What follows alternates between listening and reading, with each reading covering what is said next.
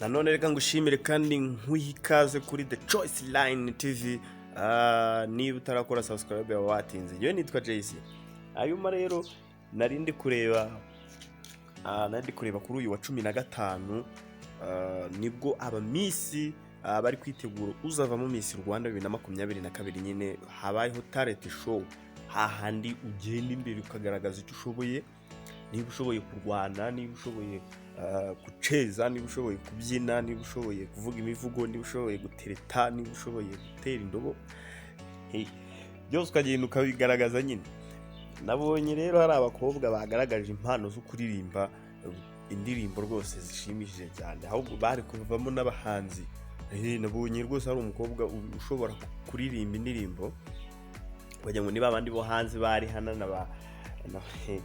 n'abandi ba J-Lo, Jennifer Lopez n'abandi benshi. Nabonye hari uwagiye agaragaza akazi karate yazi kurwana, ngafite n'imikandara myinshi cyane. Ayuma rero ikiri kuvugwa nuko ngo bamwe mu bamisi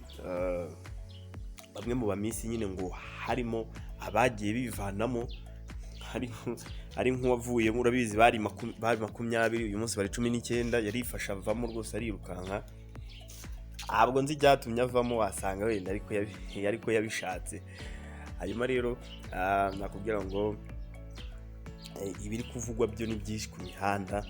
Ndabona uyu mukobwa wakomeje kugenda akwirakwira hirya no hino, azi kuririmba neza cyane yuko yaririmbye turirimbo twiza rwose nk'utwo muri Zuki cyangwa muri Denso, cyane yuko umuhanzi ngakunda umwesipira cyane yamuvuze, yamugaragaje kuri stage, avuze ati umuhanzi ahita anaririmba n'indirimbo yiwe.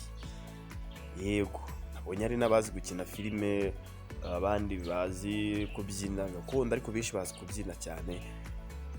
Ni byinshi. Hanyuma rero nakubwira yuko Miss Rwanda ubwo iri kubura amasaha make cyane, ni iminsi mikeya Miss Rwanda finally ikarangira, ubundi tukamenya ngo Miss Rwanda 2022 nk'uyu nguyu.